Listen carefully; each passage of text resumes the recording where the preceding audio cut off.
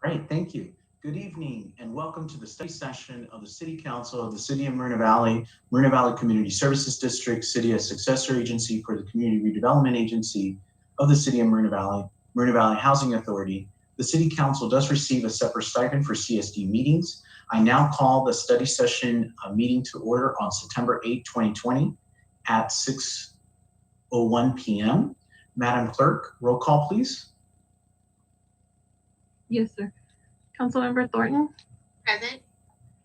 Councilmember Cabrera, I'm here. Mayor Pro Tem Baca, Here. Mayor Gutierrez. I'm present. Let the record reflect Councilmember Marquez is absent. Okay, staff introductions, please. Pat Huck is not a city clerk. Mike Lee, City Manager. Marshall Ironman, Assistant City Manager, Chief Financial Officer.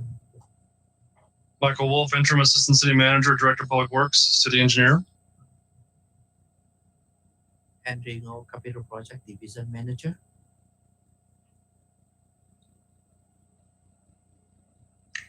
Mike, do we have anyone else from the staff? No, that's it, Mayor. Okay, that's it, okay. Yeah, because I can't really tell from here. Before when we were there, I could see. So, okay, great, thank you, okay. It is now time for public comments on matters on the agenda only. Any person wishing to address the mayor and city council on the scheduled item must follow the teleconference procedures and wait to be identified to speak by myself. Members of the public may be limited to 3 minutes per person or the allowed time set by the mayor. The mayor may establish an overall time limit for comments on a particular agenda item. Members of the public must direct their questions to myself and not to other members of the city council, the applicant, the staff, or the audience. And I also ask for members of the public to keep their comments respectful towards each other. I believe I did receive a request for a speaker. I think it's Madam Clerk, is Montse Vasquez. I received an email about this person. Yes, sir, but no one's logged in yet on the attendee site, so we don't have any speakers at the present time. Okay. And just to kind of double check, so Tim, we have everybody like moved from the waiting room? Yes, sir. Everybody that would have been in the waiting room is now in the attendees track, and we have no members of the public. Okay, just want to make sure because I don't want people to complain or be upset about that after. But okay, great. Sounds good. Okay. All right, so the first item that we have, actually the only main item that we have tonight is item A1, which is a discussion on living wages. And we'll have a report from the city manager's office. Thank you, Mayor, Mayor Pro Tem, City Council members. Marshall Ironman, I'm going to make the presentation tonight on minimum wage. If you don't mind, what I'll do is I'll share my screen so we can make sure we walk through the presentation. And actually, if you hold on, I'll unplug my fridge so you don't get that hum too. Oh, okay. Sorry. It's always funny with Zoom, right? Yeah. Different type of technical difficulties. It's okay. That's a loud fridge. Yes. And I'm frugal, so I'm still using it. All right. Perfect. So the discussion tonight on study session is to really look at minimum wages and some of the theoretical concepts from The Economist and how this pertains from many different facets. So when we're looking at minimum wage throughout the country, minimum wage is set at a federal level. Currently, it's established at $7.25 per hour, and that was effective back in 2009. And so periodically, the federal government will look at establishing new nationwide minimum wages, but at this point in time, it's still set at that level. Within the state of California, just as with other jurisdictions or states, they can increase those minimum wages. In the case of California, a couple of years ago, they established this schedule to increase it going through January 2022.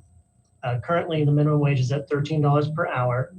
And then for smaller businesses with 25 employees or less, it actually lags a year. So those small businesses would be at $12 per hour right now, while larger businesses would be at $13 per hour. And then going forward, the governor has already signaled that in January 2021, that we'll be increasing that minimum wage back up to $14 an hour. And then presumably in the next year, it'll be increasing to $15. From a local jurisdiction, cities can take on the burden or the task of increasing their local minimum wages as well. They can go through different ordinance adoptions, but more or less they also have to take on the task of monitoring, policing, investigating, and enforcing those. So once they increase the minimum wage, if any business entity is in violation, they'll take on that process instead of relying on the state of California to do that. Now, just kind of looking at the jurisdictions and what they've done throughout California. So right now with our $13 minimum wage being above the national average, there are 34 agencies out of 540, so whether it's county or city, that have increased their minimum wage above the state. So actually, as of July, there were just some increases that took effect. I believe it's the city of Emeryville that is the top agency currently at $16.84. We do have Berkeley and San Francisco with minimum wage rates at $16.07. And then the only other one above $15 is the city of Milpitas at $15.40. Otherwise, the other 30 agencies are still at $15 per hour for minimum wage. So effectively, in about 18 months, those agencies will be equal to the state minimum wage rate. And then we'll see how that works going forward.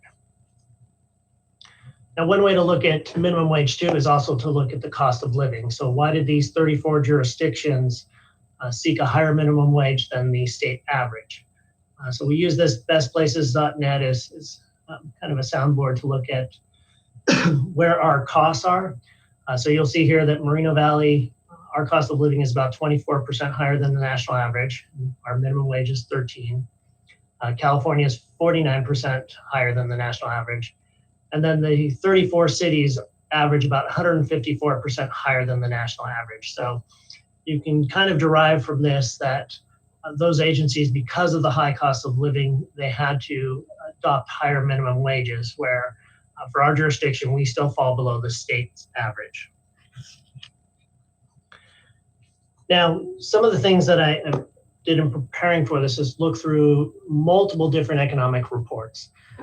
There are always different factors, different facets within those reports that look at the benefits, the pros and cons to minimum wage within different jurisdictions, states, other levels. Some of the key things that I wanted to pass through here is, a city's economy is not an island. And so we always have to take it into perspective that when you're looking at minimum wage by itself, you have to know what other factors are involved. So if we look at a study on minimum wage in Washington, D.C., what they looked at was the factor that somebody would just move next door to Virginia rather than paying a higher $10 an hour minimum wage in D.C. They'd move their business, they'd go next door to Virginia for $7.25 an hour and the national average. So there's those competing interests, and you do end up with different dynamics of, kind of your competitiveness for jobs. So if you can attract businesses and you can retain employees, all of those factors go into it as well. And at the end of the day, businesses can push these costs through to the end users, or they'll have to reduce their costs to offset their additional expenses. The negative impacts many times seem to be job reductions, and more or less the studies have focused on the fact that it's the low-skilled workers that tend to be the ones that are negatively impacted. So for the studies that say there's a negative side to minimum wage, it's those people that you're trying to help within increasing the minimum wage that are typically the ones that are detrimentally impacted in those situations. It's easier to lose a service worker than it is to lose a manager. And so those lower individuals are always hurt.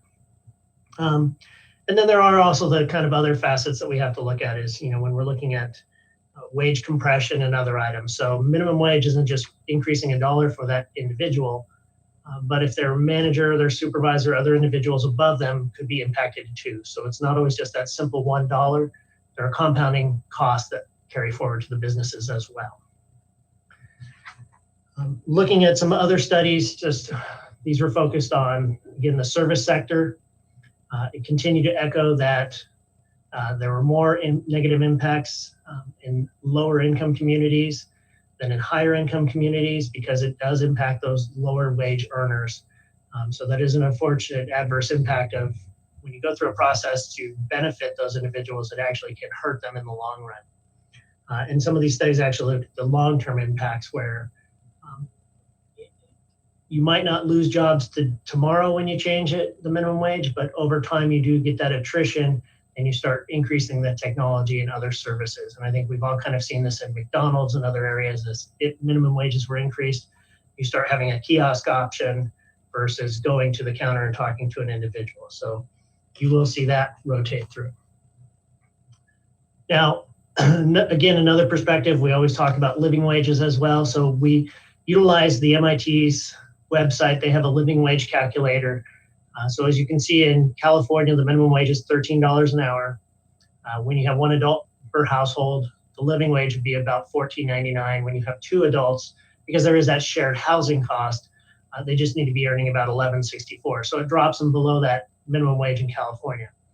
Riverside County, because our cost of living is less than the state average, it actually drops a little bit more even with one adult. So a living wage is effectively below the minimum wage when you're talking about one adult per household. When you start to add additional earners within the household, that minimum wage or living wage needs to be reduced. And one of the things to also look at this scenario is when the minimum wage in California goes from $13 to $14 an hour, that's that 7.7% increase. Typically, the living wage goes with the cost of housing, food, those items, which ties more to a consumer price index, which typically varies about to 2.5% per year. So when January comes, we'll see a much greater separation between the minimum wage and living wage to the positive, if you will. So with kind of the earning on one side, we look at the economic reports and see that because it is multifaceted, it's not just about income, it's about jobs and training and other aspects that really provide for that increased economic opportunity and growth for individuals. So some of the things just to point out on what we've been focused on here in Moreno Valley is obviously the Bloomberg Mayor's Challenge was a great opportunity to look at some quantitative statistics and see, in this earn versus learn conundrum, was it better to invest in individuals obtaining a higher education and growing their economic growth or wealth through that aspect by providing better paying jobs, getting into the technical skills, and not having to rely on the minimum wage kind of service sector jobs, if you will. Some of the other things that are focused in this area is that strong workforce program, focused on career technical education, really looking at the needs in the community, and that through junior colleges, other items, we need to have the skilled workers for tomorrow.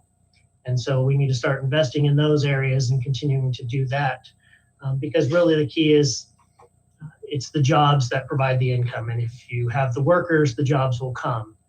It doesn't always work to the inverse because every business that comes to Moreno Valley wants to know, are they going to have workers to support their businesses? And we need to make sure they are ready. Some of the other things that we're doing in Moreno Valley that just kind of help with this greater income potential. Obviously, we have the 2 new libraries, which not just brings the library, but brings the Wi-Fi garden and our new maker space, if you will. Our Employment Resource Center, through the training and investment in our constituents, our partnership with Moreno Valley College, Cal Baptist, and UCA Riverside. So through those programs, we've been able to invest in people to provide to their education. So you'll see that that's been a good opportunity. And one of the things that, aside from having jobs brought to Moreno Valley, that 20,000 plus jobs, we've seen that the average household income has grown in that time period as well. So bringing new jobs and having the workers ready for those jobs has contributed to a higher economic base, if you will. And that's really kind of the biggest foundation that I've seen in a lot of the economic studies is you've got to take that multifaceted approach to bring people out of earning kind of those low wage jobs. So with that, really, it's kind of what is the city's plan for moving forward and how do we address some of these issues? The key to increasing prosperity and upward mobility is through increased educational attainment. And I will add a footnote too, it's also having the jobs here in Moreno Valley. Because once they've obtained that education, we need to have the positions for them to fill and keep those things local.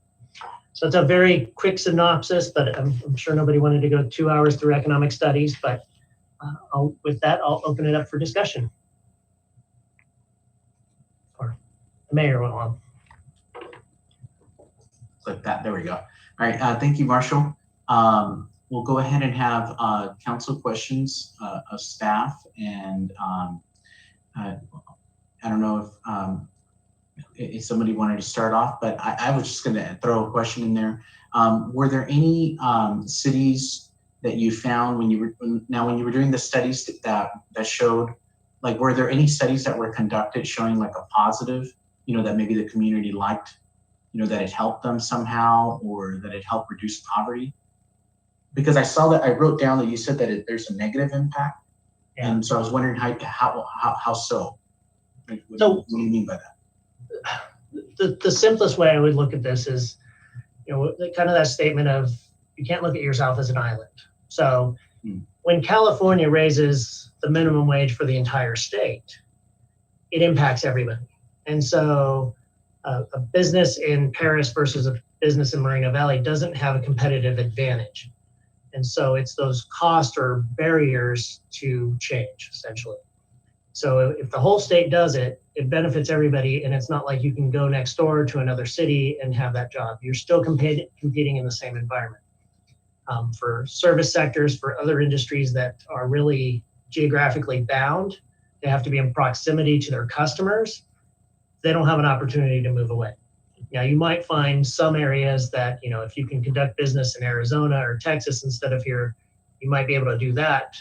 But there are those industries that do get helped. Now, the adverse on that is if $15 in California has a positive for low income, then in the long term, what they kind of said is, well, the adverse impact is when you lose an employee, you might not replace that employee. You might, like I said, utilize technology, utilize less staffing, and over the long term, you'll bring your business back into profit, if you will. So there are pros and cons, but every economist, it just kind of seemed, depended on the number of facets or items that they reviewed. If they just looked at a couple things like wage, you could find a lot of positive. But if you looked at long-term impacts or other things, it wasn't always as positive. Many times it was net neutral. It was positive to the individuals that received the higher income, but it wasn't positive to the individual that might not have that job or stepping stone in the future. So I see. So that's how you're saying that it impacts the lower income communities, because those are the ones that have a lot of service jobs and that would possibly be affected. Okay. And then another question, you had Grow with Google. What's that about? That's one of the newer things, and I apologize, I'm not as in tune with this, but just like LinkedIn Learning has training programs, Grow with Google is having training programs, and I think the path on that towards the future is more educational attainment through online resources. So similar to National University, Phoenix University, where you have college classes online, Grow with Google is kind of setting a platform that will develop from that small LinkedIn Learning type thing where it's those items into more of a university in the future. So.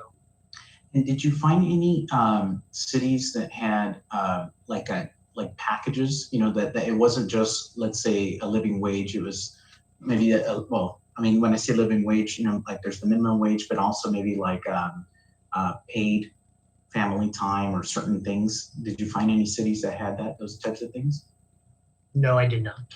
Oh. Most of it was the wage package. And for a city to impose a minimum wage is a set process, if you will.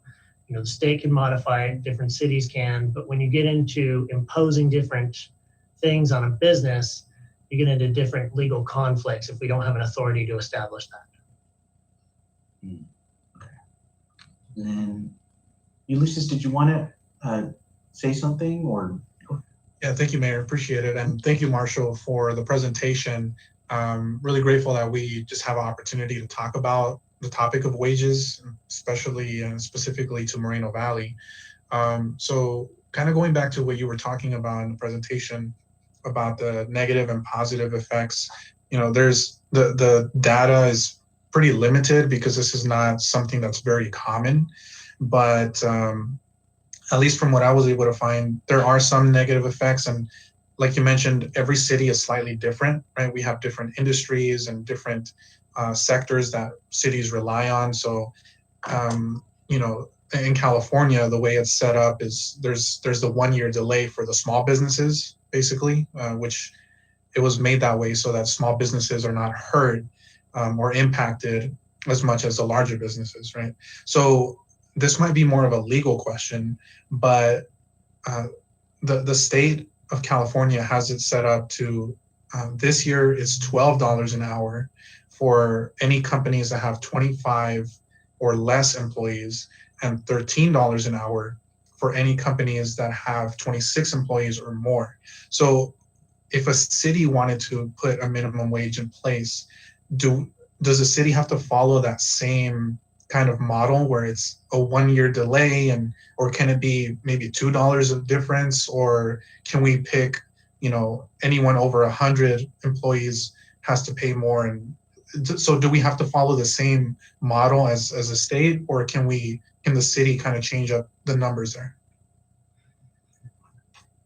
If I may, the item that I look at there is normally there has to be some sort of nexus.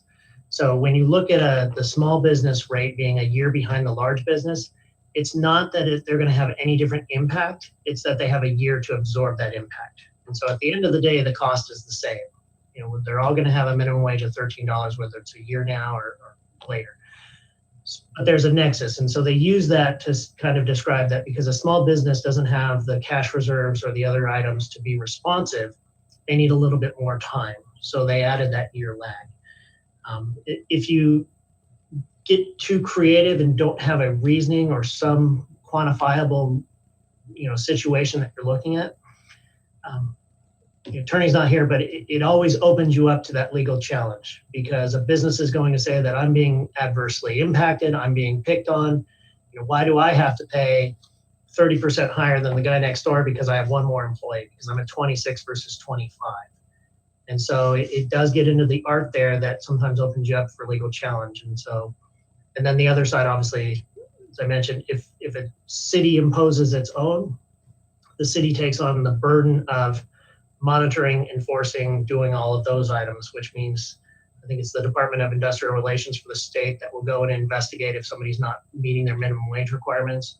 We now have that burden to police those individuals through the policing powers authorized through the state. So there's that we'll always have to look at. Yeah, definitely. And that's something kind of I was thinking about too. If a city wanted to get a little bit more creative, it might cause some issues legally speaking, because one company or a group of companies could say, hey, you're discriminating against us. Why are you making us pay more than, what was your criteria and why did you make that decision? Why did you make the cutoff 100 employees or 500 employees? So it's kind of, it's not impossible, but it would be, I think, more difficult to justify it legally. Do we have the city attorney here, by the way?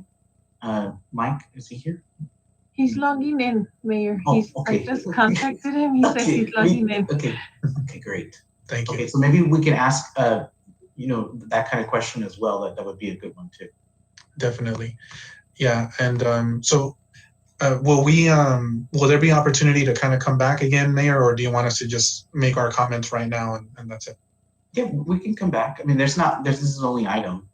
Okay. Yeah, I wanted to hear maybe from my colleagues, Mayor Pro Tem Baca or Councilmember Thornton, and maybe I can add in a few more things after. Okay. Well, I had some questions, Mayor. Yeah, go ahead. Marshall, you've mentioned a couple times about monitoring, policing, and enforcement. Do you have an estimate cost of how much additional that will be for the city in administering and enforcing that ordinance. I was doing my own research, and I know, for example, like Los Angeles, they have the Office of Wage Standards. So they go out and they're enforcing the wage ordinances and doing community outreach and investigation. So approximately how much would it cost us to enforce that? I would hate to guess, when you're looking at a management analyst with benefits and PERS and those items, I mean, one individual can be 150,000 plus. Now the difficult thing that you have, and you always got to take this, is when you start a program that's new, you're going to have a training and education for every business, every resident within the community, and you're going to have this 5-year spectrum of large amount of enforcement too. So you've got to have the resources to do all that. Where you're looking at City of Los Angeles, it kind of has an established process, has been involved in many aspects, and many of those jurisdictions that end up increasing the wages, they're more of a full service city.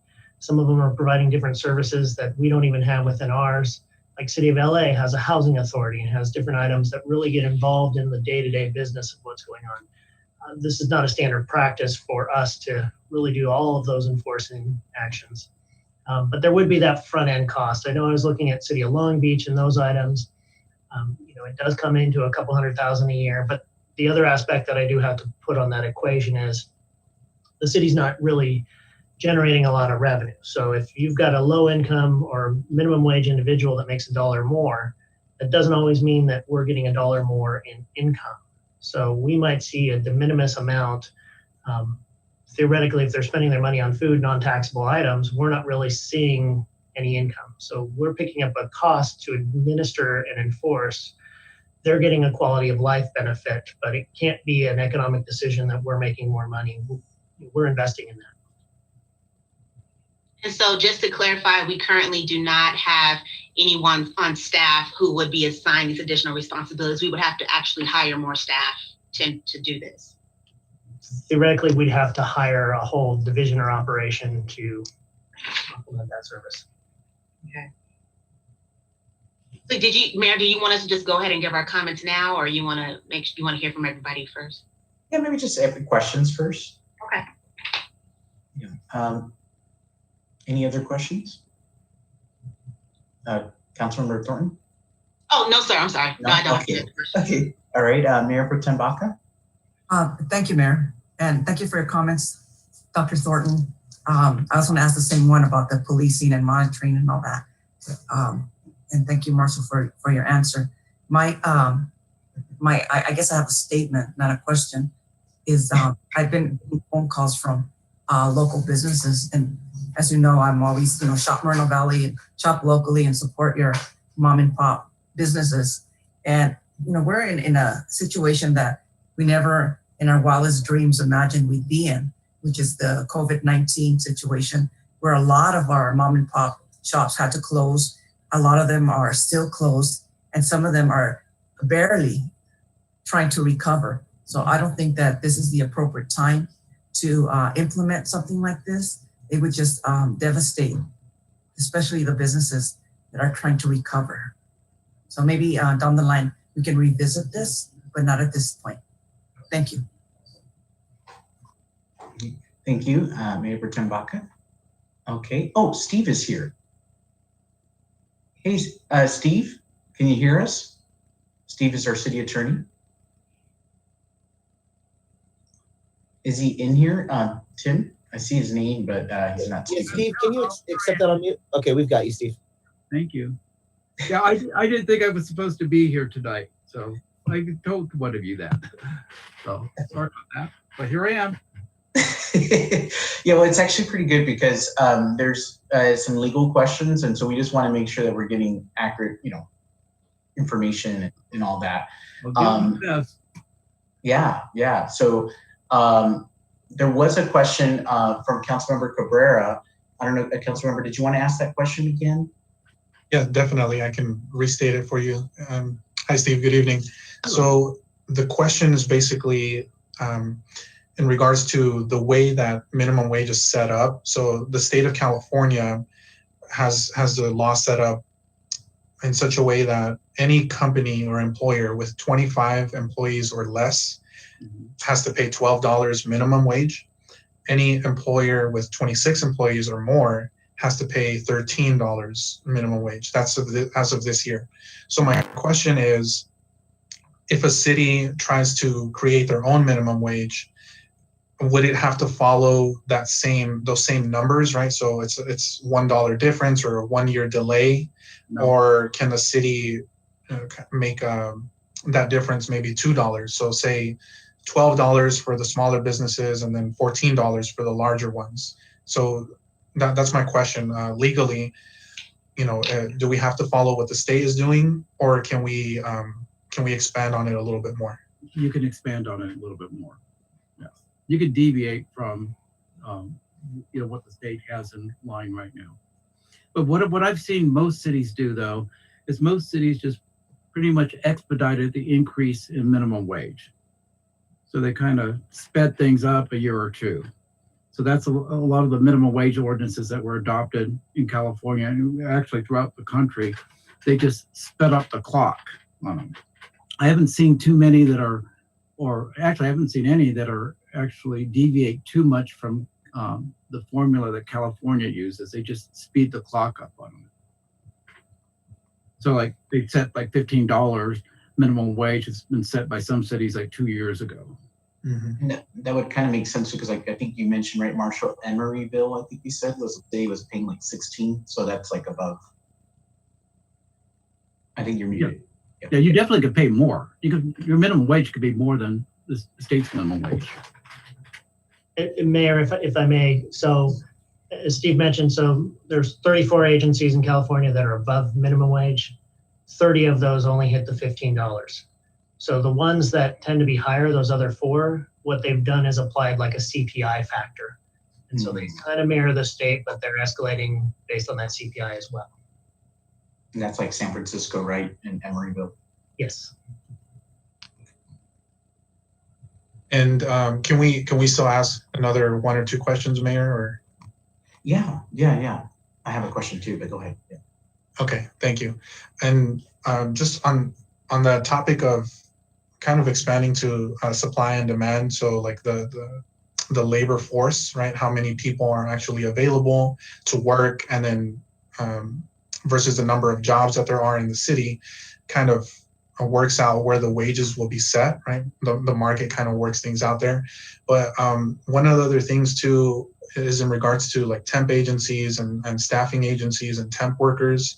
And from what I've seen, a lot of the times they get paid less, which is understandable, right? They get paid less than direct hires, for example, at your Amazons or other employers. And the reason I bring that up is just because I want to get your 2 cents on this, Marshall, is kind of that constant turnover, that very high turnover at some of these companies. There's a large labor force of temporary workers, right? Seasonal workers that are available. So when one cohort of workers leaves, whether that's through being let go or just leaving to go work somewhere else, that company can easily hire new workers because there's plenty of people to work. So does that, in your mind, kind of allow the wages to stay a little bit lower as well because it's so easy to find more people to work? Is that one of the things that kind of keeps wages from going up too? Well, so we're actually in a unique anomaly right now, and as you mentioned, it's supply and demand economics. And so in theory, if we have an excess of workers, they can pay a minimum wage and it will work. Right now, what we're seeing in some of these areas is, we have a lot of warehouses competing for the same working pool, and they need to get those workers. And so they're actually increasing some of the wages as they compete with each other. So if Amazon's giving $15 an hour or giving a COVID kick of an extra $2 an hour, somebody else has to compete. And so they'll go through those semantics, and some of them are actually doing some hiring bonuses. I looked at the economic development website to see, if you're a stalker, what's the mean salary that you're getting, and it's about $15.90. And so that's above that minimum wage. And so we are seeing some competitiveness. The other dynamic that you have is when you're talking about, minimum wage or close to minimum wage, that reduces the geographical area of where those workers are going to come from. If you're commuting, you're not going to commute for a minimum wage job. You're going to find a different job that's proximal to you, so you're not spending the money on gas and actually losing money in that. And so we do right now, actually with all the warehouses coming, we have a competitive environment, which is really unique. And hopefully we'll see other benefits added to those individuals, not just the wage, but some of these businesses, as we're aware, there's going to be a transition into different robotics, technology, and those things. And we've seen other industries start to reinvest in their staff and send them to school and do educational credits. I mean, you'd never think 10, 15 years ago that, McDonald's or Taco Bell would pay for your college education, but now they'll do that. And so there are benefits that can come out of it. But it is supply and demand. And so as those things change, we'll see how it evolves in the future too. Yeah, and like I've said before, I mean, the city has done an amazing job of bringing in a ton of jobs into the city, right? So that gives more opportunities for people to stop commuting, to spend more time in the city, maybe make a little bit less money than they would make in Los Angeles or Orange County, but they get to work closer to home and earn just a little bit less or the same in a lot of cases. So hopefully moving forward, we can continue that trend, right, of bringing in more jobs. So you increase the number of jobs that are available, you increase the competition amongst employers, and the labor force stays about the same. So the residents of Moreno Valley and the residents in the region have more options in terms of employers to choose from. So I think, that would increase wages in and of itself. Is that kind of a more or less correct assessment? Yeah, if I may, if World Logistics Center was built tomorrow, 40 million square feet competing for the same workforce, those individuals are going to get the benefit of that competition. And so they're going to have to pay to get them into filling those positions. Okay. And then the last thing, I know earlier Mayor, you mentioned, you brought up like family leave and things like paid time off, seeing if any other cities have done that. Another thing too, just going back to the topic of temp workers, I'm not too familiar with what the law says in terms of notification. So if an employer had a temp worker or they hired someone through a temp agency and they no longer needed them, could they just one day to the next tell them, hey, we don't need you anymore, there's no work for you? Or are they required to give some kind of notification? So, hey, this is your last week, in 7 days, we unfortunately won't need your services anymore, or hey, here's your 2-week notice, to give people enough time to start looking for other jobs. So they're not just left without a job from one day to the next. And just to add on that a little too, I think I want to say it was a couple years ago, or maybe it was longer than that. I took a tour and I was asking, some of the employees. I don't have any hard data or anything like that, no quantitative data or qualitative, or anything like that, but just more anecdotal. And I do recall hearing from residents saying that, that was a concern, that sometimes, from one day to the next, they don't have a job, or something like that. So I guess the question is, whether that's good public policy or not, is it legal?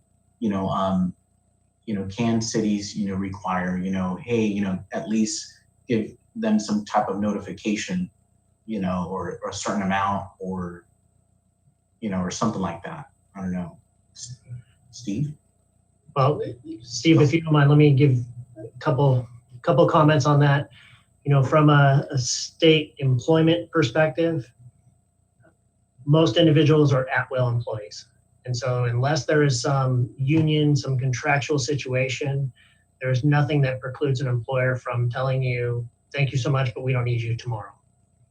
And that's really where this all kind of falls in. Whether they're working directly for the business or whether they're through a temp agency, there's that same risk essentially that they have. Just as an employee is also in the position that they can walk in tomorrow and say, I'm leaving tomorrow. It's good practice to give leave notice, just as we would assume a business would, but it's not a legal requirement to do that. Yeah, I was going to say, I know that, I don't know for sure whether or not these temp agencies have to give notice to someone if they're not going to need them. Basically, it's like a layoff. But I know through personal experience, you know, calling some of these temp employees and asking them, you know, on behalf of a agency, whether they're interested in coming back. And some of them said, well, they didn't pick up my contract for next year. So I would think that they probably someplace in their contracts there's a provision that speaks to notice. But on the issue of at will, you know, the difference between the private sector and the public sector is in the private sector, unless you do have a contract or, you know, there's some sort of, union or labor agreement in place, most private sector employees are at will employees, meaning that they're not required to get notice if they're going to be laid off. But I guess the question kind of comes down to, that's always been the case, right? But, we've always been at will, but then because there have been associations and unions and things like that, things have kind of changed more or less in some ways. So my question is, can cities, or agencies, or because I know even when I was with the community college system, and of course this is separate because it was faculty position and everything, they had set, if you weren't going to be called for like another section to teach, or something like that, but if you taught 6 months, then you should be, they had to give you, I think it was like a 6-month notification or a 30-day notification, those kinds of things. And yeah, there was union, but so I guess my question is that legal, Steve? Is it legal to not for agencies to give to require businesses to give notification? Oh, I think that, as a city, if we are the client, we can condition that upon doing business with them.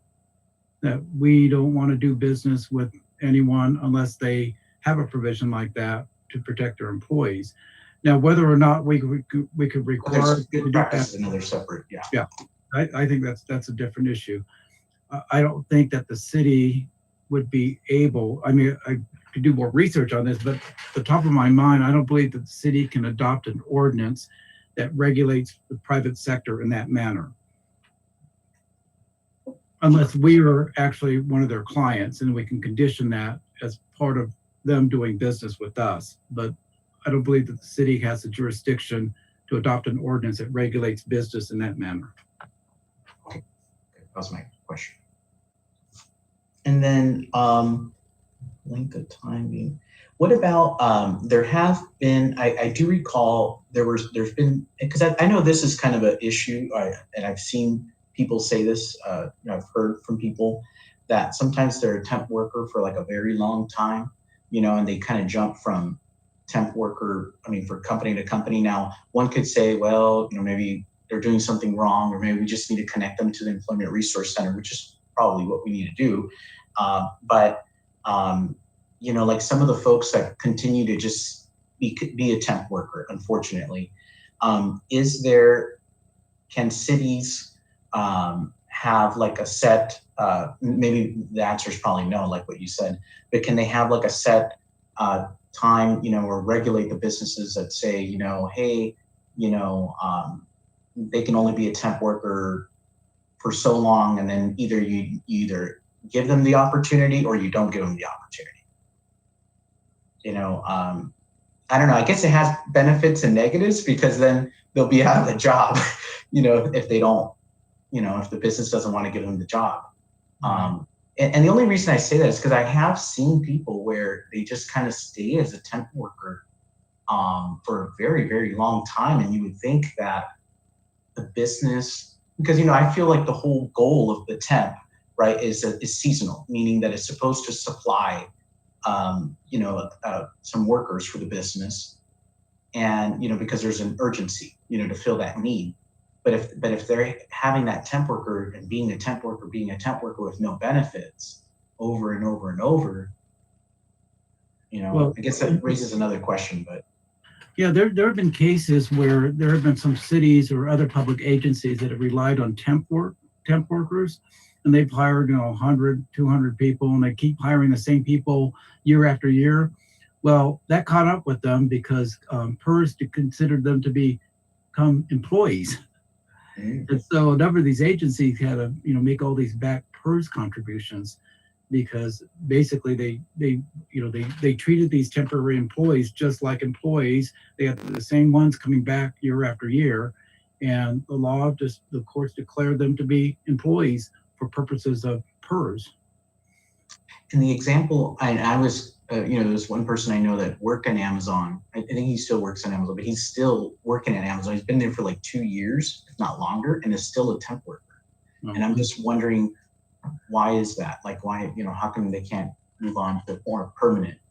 So, Mayor, if I may, as Steve talked about the public sector, there are cases that then basically say you were really an employee. There are cases in the private sector too. So just looking real fast, Microsoft had the same issue.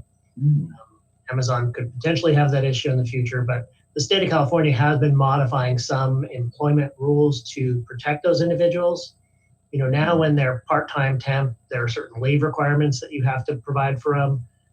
Even like for the city of Moreno Valley, we actually get them engaged in retirement accounts too. So even though they're on a temp basis, there are other benefits and things that they're investing in. So in that case, because they're not in PERS, our temps actually contribute to a 457. So you will see the state has started imposing those different restrictions for the protection of employees, because particularly if a business is trying to avoid healthcare or other items. Yeah, that's where I'm getting to. That sometimes because like that one individual was like, wow, you're still, in the temp status, like, and because I remember back in the day, well, not that old, but I remember a long time ago, it was more, like seasonal, it was to meet the needs of, like for temporary, hence the word temp worker. It wasn't like temporary a permanent employee thing. The intent behind hiring temporary employees is to, not have to pay all the additional benefits that you pay for employees. So they're considered to be independent contractors. But the law's tightened up a bit now. So if you start supervising those temp employees, you start telling them when they have to be there, when they have to take their breaks, and you treat them just like an employee, they become what is called a de facto employee. So that if the employer gets sued, it would be fairly easy for that person to convince the court to turn them into an employee for purposes of paying them, all the benefits that they provide to the regular employees. And just hiring through a temp agency is not a shield anymore. It's not an absolute shield to that, turning a temporary employee or independent contractor into an employee. And Steve, if I may, the AB 5 that was passed really kind of protected a lot of that group. It said if you act like an employee, you're an employee from all considerations. That had the adverse impact of affecting the gig economy, and so your Uber drivers and that. So they're trying to refine that down to what really is a temporary employee or self-employed that should be an employee. But it is impacting on different levels, and so at least since we continue to see legislation, we'll continue to see efforts cleaning that up.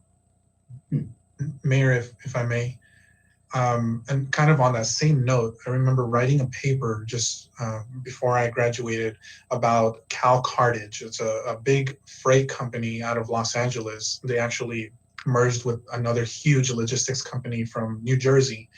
And that was one of the issues that they came across. They were based in LA, inside of the Port of Los Angeles, which is under the jurisdiction of the Los Angeles City Council. And they had a lot of issues with workplace, the environment, the safety, the paint, the concrete, injuries, wages, and it was a matter of actually enforcing the law. So the laws already existed, but no one was actually filing the complaints and reaching out to the Office of Employment and the Los Angeles Office of Wages. Once they started to do that, then the government was able to bring their hammer down and actually get that back pay for those employees who were due those wages. So that might be another part to this too, that now I'm thinking more about is, what laws are actually out there and are they being invoked by these temp workers? So that might be something that maybe we could look into in the future. Yeah, I'm aware of a lot of situations going on with some of these temp agencies, and the employers, nobody I represent who hire these temp employees. And I can tell you, if somebody asked me the question, I would go out there on a limb and say, no, these people are now employees because of the way they've been treated, the way they're treated, the way they're supervised, when they're told to go to lunch, when they're told to return, next week, they turn them into these employees. And there's a lot of that going on out there, not only in the public sector, but also in the private sector.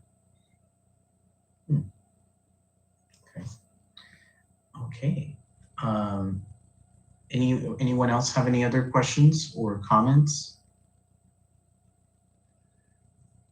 My last comment, Mayor, for tonight. Just once again, I appreciate you for putting this on the agenda, for letting us talk about this, for giving us a space to have this conversation.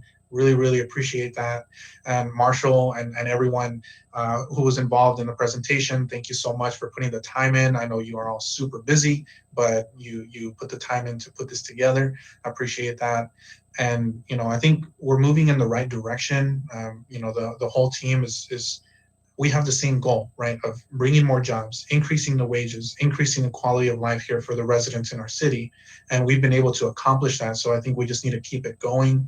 We need to continue these programs, these partnerships with the college, the school districts, maybe create apprenticeship programs with our local employers, and figure out ways to expand that pipeline. So those Amazon workers who are stuck at a temp job for a year or 2 years, let's try to give them that next step up, right? So let's figure out what industries, what sectors can we bring in, and how do we expand, the classes at the college, the innovation center, to provide the skills. So once that person has worked at Amazon or Walgreens or whatever job here in a warehouse in the city, they've acquired those skills from working at that warehouse. And now let's put those skills to use to go on to the next job that pays higher wages. So I think that's kind of where we are right now, of identifying what is that next sector, that next industry, that next wave of technology companies or electric vehicle companies or renewable energy companies that we bring to this city to further increase wages. So I'll leave it at that. And just once again, thank you so much to everyone. Thank you. And then any other, yes, Councilmember Dr. Thornton. Just wanted to make some comments. I just kind of wanted to kind of challenge the idea that, people go to the warehouses and they're there just temporarily to move on to another industry. I spent 20 years working in logistics. And so there's a lot of money in supply chain management. And so the individuals working in warehouses, you have managers, you have people that are working on the equipment, you have HR, and these are all very much generously paying jobs. And so I just kind of want to challenge that and just reframe that there are other opportunities in the supply chain management field, and maybe we should do a better job of marketing what those opportunities are to the community, so that we can ensure that our residents are trained when those vacancies come available to apply for them. I really appreciate this conversation. I love that it was called living wage instead of minimum wage. And I really would like to encourage my colleagues to think about, just the living wage and cost of living in Reno Valley. Marshall really gave us statistics about the cost of living in Reno Valley compared to the rest of the state. And when I think of what is the systematic issue that's impacting our residents when it comes to the cost of living, because as someone who does a survey in my classes every semester and asks, do people feel like they have more expendable income now that the minimum wage has increased than they did 2 or 3 years ago? No one ever raises their hands. And this is because we continue to apply taxes and fees and regulations and the cost of goods. And, whenever we make these increases, it's passed on to us as the consumers. And so just keeping that in mind when we're talking about taxes and regulations, and also holding our state representatives accountable to the taxes and regulations that they place upon us, which impact my cost of living. So to me, that is more the systematic issue of why it feels like we are not paid enough compared to us raising the minimum wage, and then more of that money just gets taken away because we're trying to manage bureaucracy. And that's kind of where I was getting to with my line of questioning of how much would it cost to enforce, because that's more money coming out of Reno Valley's pockets and the budget to start a whole nother bureaucratic system to enforce something. And I just don't think that I think there's better use of our money, and I think that we're doing it now. And we can continue to do that by supporting the continued investment in the Employment Resource Center, workforce training, and all of the partnerships we have with higher ed and the various organizations that have made Moreno Valley their home. So I just really am committed to supporting any initiative that invests more of our fiscal resources and to ensuring that our residents are prepared at every level to apply for those vacancies. And I'm not supportive of increasing the minimum wage. I think that, not from the research I conducted, and Marshall spoke to that, low-skilled, uneducated, and teenagers are the most vulnerable workers, and they're the most negatively impacted by the increase in minimum wage. The University of Washington conducted a study, Seattle conducted a study 2 years ago about Seattle's increase in the minimum wage to $15 an hour. And their report came and said that low-skilled workers actually decreased by 9.4%. And that the low-wage jobs declined by 6.8%. So just this idea that instead of artificially raising the wages of low-skilled workers, we need to really work on investing in increasing their productivity so that it increases their lifetime earning potential. But once again, I really appreciate this conversation, and I'm hoping that we keep this in mind when we think about taxes and fees and regulations within the city and the region. Thank you. Thank you, Councilmember Dr. Thornton. I was just going to mention that I think, with some of your comments, what you were saying, I think now that I'm kind of also thinking about it a little bit more as well, you really kind of have to look at that systematic, like what's really the systematic issue here? And maybe it could possibly be, a lack of education. And not in a bad way, just like, for example, maybe some of these individuals that do stay in these temp positions for a very long time, now that I think about like the person I was speaking to, there was a language barrier, so we got to work on that. We need to work on offering more, whether it's ESL classes or opportunities to learn the language, that's very important as well, because if not, you'll stay kind of in that boat for a while. And then also job skills, so making sure that we're training them, on those job skills so that they can move up. Because prior to COVID, and I call pre-COVID times, we did have a lot of jobs available and a lot of opportunities. Maybe not right now because the whole situation, but we did have a lot of variety of jobs in various sectors that were, that were higher paid. So that could be something to. That we just got to continue to do, continue to build those partnerships, continue to build those opportunities for job skills like our Employment Resource Center, Coursera, LinkedIn, the Google to Grow or Grow to Google, something like that. I think that Marshall mentioned. And then, but language barrier. Language barrier is a major thing in our city because we're about 60% Latino here. And we have a lot of only Spanish speakers, and we got to do something to help them there. So I'm looking forward to that, and I know that we're trying our best, and our Employment Resource Center has multiple workshops and opportunities, and so we'll continue to expand that. And then now with our third additional library, I think that's going to help. Maybe we can offer some more ESL classes, because I know the one on Alessandro was offering some, so maybe we can expand that too. Oh, I'm sorry, Mayor Pro Tem, I go ahead. That's okay. That's okay. I appreciate what you said, and Dr. Thornton, thank you so much. I just want to say that prior to COVID-19, exactly what you said, Dr. Gutierrez, Mayor Gutierrez, we were like a steamroller. We're going forward. We're bringing jobs to Moreno Valley. Excuse me. And I believe that once we're out of this pandemic, that we're going to continue on that path, and we're going to have jobs, and more jobs. And that's what we need to focus ourselves on, in addition to the education. And, we're not an educational institution, but we do supplement education with our after-school programs, with our crossing guards, with our college programs, helping our youth have access, and anything we can do to help. I believe that as a city council, we've done a great job to help the community, especially our youth that are looking for manners where they can move into better jobs by increasing their education, by increasing the training they receive, by going to the CTE programs, whether they're in Moreno Valley or at Norco College. There's a lot of opportunities out there. There's online courses. Councilwoman Thornton at CBU, they have programs there that prepare people for the world of logistics. And like she said, when you think of warehouses, you think of people, well, some people, the critics, think that it's a person pushing or driving a forklift. It's not like that anymore. You have to be very well trained and educated in the field of logistics.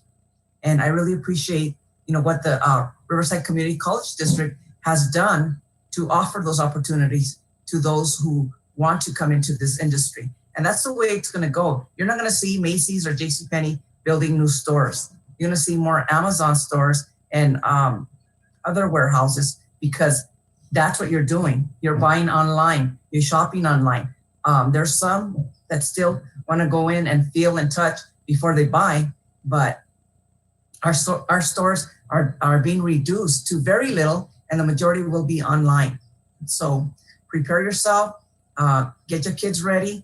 There's not going to be jobs with forklifts. It's going to be jobs with robotics, logistics, healthcare. The healthcare industry is expanding. People are living longer. So these are the new jobs, and that's what we're preparing for. Moreno Valley's future is bright. It's on a good start. And like I said, we're like a steamroller, and we're going to go forward. And we'll come out of this better, stronger, and safer. Thank you. Great, thank you. Okay, any further comments? I think everyone was able to speak already. Okay, I did want to acknowledge, Jeffrey Barnes specifically. He was not only a former planning commissioner, but he was planning commissioner for a while, but he was also the chair of the planning commission, I believe 2 times.